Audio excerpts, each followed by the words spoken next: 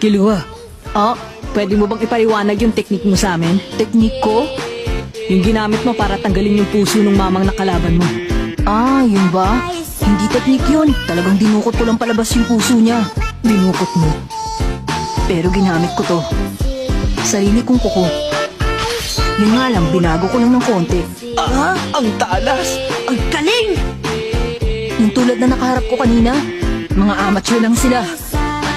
Dati akong professional assassin. Pero kahit na wala pa rin akong sinabi sa papa ko, kapag siyang gumawa, wala akong makikita kahit isang patak ng dugo.